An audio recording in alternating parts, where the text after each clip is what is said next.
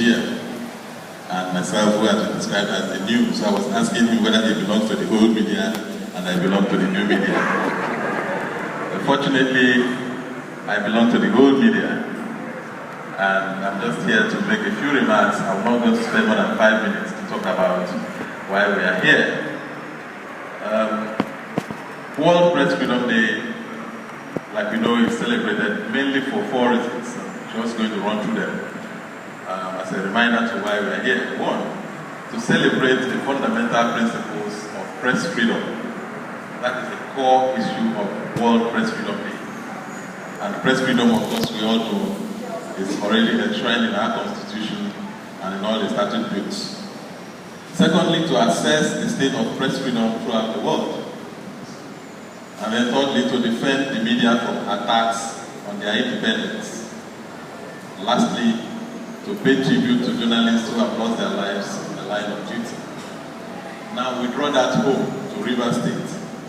How have we been able to defend the media from attacks in our profession, carrying out our duties? What is the state of press freedom in Rivers State, Nigeria? I think the issue of press freedom in Rivers State has been addressed by some of the speakers, including the chairman of NUJ, who I agree totally with. I think we are doing wonderfully well here in Rivers State. So I'm not going to dwell on that. But let me dwell on how we have defended the media from attacks and carrying out our functions. And I'll just make some few examples here and there. Now, if you are a crime reporter or a judiciary reporter, you go to the High Court or the Magistrate Court to cover an event. How are you treated? What is the access you have to the information that is available? How do police officers treat you as a media person who is trying to cover an event at the High Court? Does that in any way encourage you to do your work?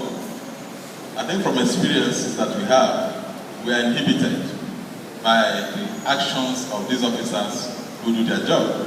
So I think it's one area that the NUJ in Nigeria will need to look at. When they say you cannot report from the court, you cannot record, you cannot take photographs and all that, that's an impediment to the work of the journalists, and I think it's something that we must rise against. Now, when VIPs visit the state, or an occasion, how are journalists treated? Are we pushed away? Policemen, do they allow us to take photographs? Do they allow us to come near the VIPs? This is our line of duty. This is what we are supposed to do.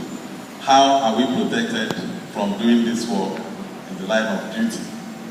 You go to the court and the prisons, of course you're not allowed to take photographs of people who are being tried.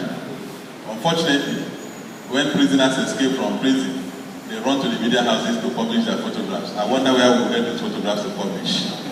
So I think these are some of the issues that we need to talk about and ask the NUJ to take up seriously. I also think that the key presenter, Dr. John, talks too much about the new media and the challenges of the old media. Well, I belong to the old media, and I think that the old media is not about to die. Rather, the new media is providing challenges for the old media to step up its activities. The new media cannot be a replacement for the old media. It will just be an addition. We are going to use them as sources to improve the performance of the old media. And I say this with all amount of responsibility. Now, the new media, we all know, is an unorganized set. The information gathered from there is unorganized, it's not planned, it's not synthesized, nothing. And it takes the old media to synthesize and bring these stories to make meaning to readers.